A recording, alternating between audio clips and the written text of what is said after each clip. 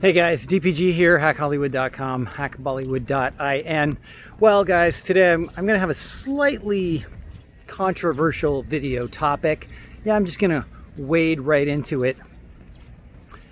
Today's question, which nobody really asked me, I'm just going to say it, but we dance around this subject a lot in some of my private client calls.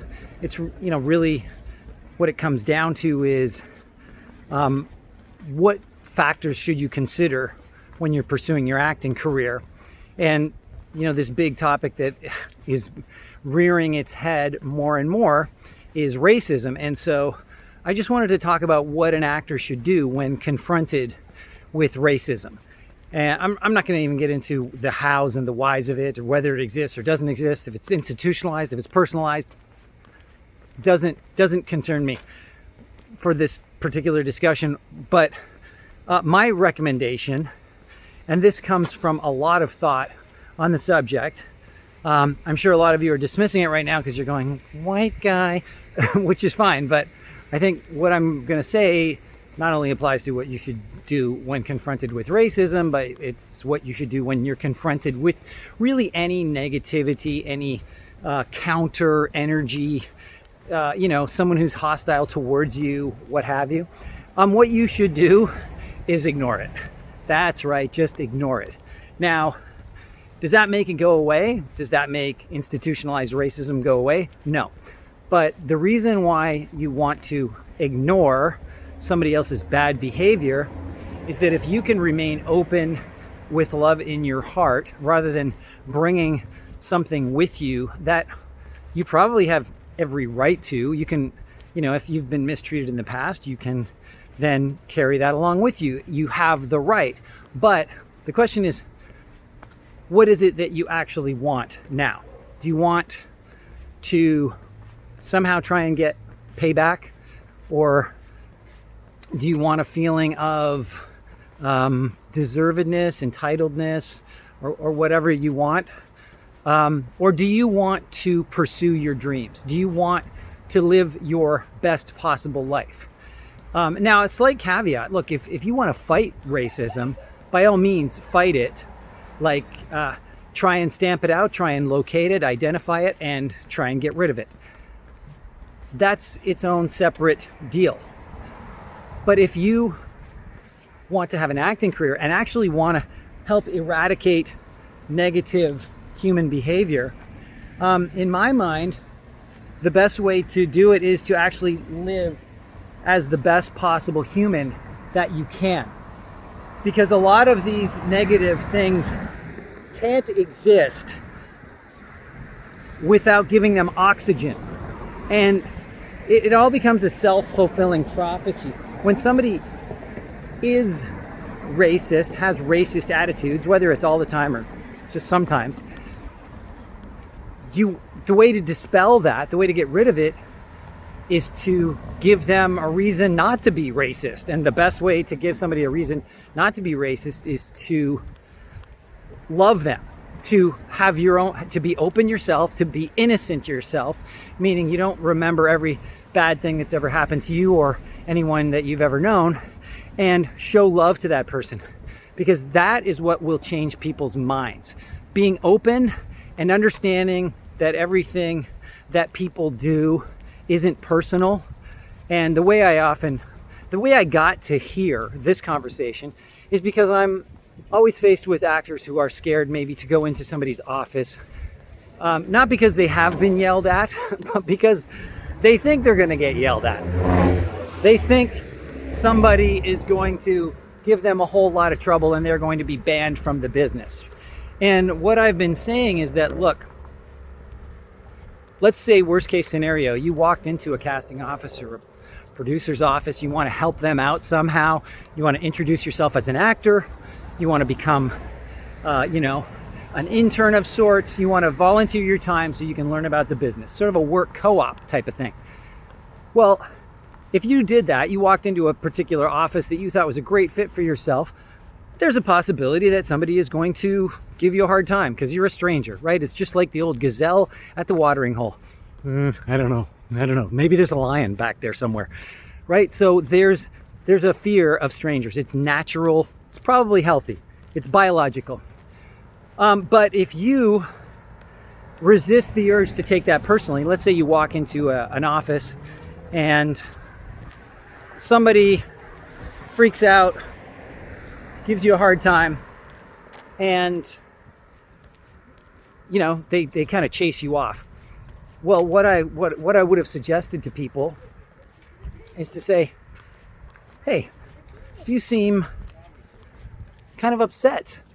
I hope that's not because of me, right? And of course it's probably not because of you, because they don't know who you are, and all you've done is shown up and say, hi there, that may be all you've said. Hi there, I would like to blah blah, and they go, what are you doing here? Get out of my office, how dare you, blah blah blah, right? All this indignance, like they're so special, how dare you, who are you to enter my domain, right? So they have this indignance, and make up a big storm. But you go, hey, is everything okay? You seem a little upset.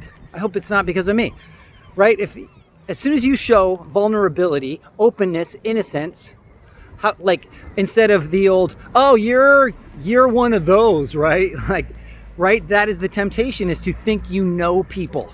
Oh, he did exactly what I thought they would do, so they're all the same, right? Because that's what you get from going to these casting director workshops and things like that. We're all the same. Everybody's the same. They're all the same. That's literally racism, right? It's racism towards casting directors. It's funny, right? I'm actually sticking up for casting directors because you think they're all going to do the same thing, but they don't. They're actually people. And even if they all, start off a little anxious because you showed up in their office, I'd say most of them, if you actually remain calm and conciliatory and you say, hey, is everything okay? What have I done to upset you? Oh, it's not you. My kid just got kicked out of school. I'm getting divorced. Late on my mortgage payments. My car got repossessed. I'm sorry. It's not about you. And that's where they may get. But it doesn't matter if that's where they get. They may even get to the whole, what can I do for you? And you say, well, I just wanted to come out and help, right? And maybe learn about the business because I want to be as helpful as possible to casting directors and producers. Well, they may say, oh, cool. Now's not good. Can you come back tomorrow? That may happen. Or they may just go, yeah, it is because of you. Get the hell out of my office. That might happen too. But the point being, that has nothing to do with you. I'm going to walk down the old train tracks here. Okay? See the train tracks? Hopefully they're old. Pretty sure they're old. I've ridden down them before. So guys, that's literally the same thing as racism, right? You don't really know who's racist. There may be systemic racism. That's a thing. But the way to get rid of all of it is to not bring it with you. Not bring your idea of what other people are like with you when you interact with them, and give people a chance. Okay? Say, even though you may have a reputation as a racist or as a whateverist, you haven't done that to me, so I would like to, I'm going to give you the benefit of the doubt. I am going to be open and innocent with you. And frankly, I'm here to help anyway, right? Because that's why you are approaching these people, is you're approaching them because you have some value to add. Refer to my value added video, the one thing actors need to do first. I'll try and post the link. I'm not good at posting links because I'm a bit of a, I'm a bit of a control freak. I can't hire people to do my work. But anyway, if you remain open despite what they said or what they've done in the past or what you've heard they've done in the past, most of these things are highly exaggerated anyway, because once somebody feels that they've been wrong, boy, do they like to make a stink about it, right? But I would just suggest that you give people a chance, because it may turn out that maybe, yes, they are racist or they're whatever. Very few racists can be open about it, right? It's sort of a secret racism. I'm not a racist, and then they make jokes, right? That kind of thing. But, by being open and putting your best foot forward, well, if you want to think of yourself as a group, an identity, well, then you are representing the group in the best possible way. And I know that sounds tough when you got a lot of, pent up rage, frustration, and all that. But I think the most powerful thing, even if you win the war, right? If you win it by oppressing and beating down your enemy, it doesn't make their resentment or, feel their negative feelings towards you go away. It makes them stronger, right? So even if you want to try and beat racism down, it'll never work. The only way to win is through education and openness, because then you will change people's minds. And if you don't change their minds, they're just going to do it behind the scenes, right? So I know a lot of the leaders of a lot of these movements have, I don't even know. A lot of leaders of movements may just be in it for the power, right? They just take on the mantle of the leader of some group, and there's only really a handful of people that actually agree with them. But once they get out in front of it, they get sort of the microphone, it's hard to stop them, and everybody thinks they represent everybody else, but they don't. But at the end of the day, the best way to deal with racisms and any kind of negativity like that is to not acknowledge it, to not give it breath, to not give it life, to say, there's a rumor that this person is racist. Hasn't happened to me, but I'm going to give this person the benefit of the doubt. Because if you do that, the way they perceive you will be, oh my gosh, this person is like a ray of light shining their love and their light onto me. And even though I had a general feeling about all these people, where I thought they were all bad, they were all this, they were all that, I can't feel that right now. This is a whole new way of feeling. And I may go back to my buddies and I may even speak badly of this person, but a little bit inside, I've changed, right? Something has changed. You will change people. And if you change one person, honestly, it won't be long before they're in a group and their friends are talking shit, saying stupid, ignorant things. And they might say, hey guys, do you mind? I don't know if that's cool anymore, right?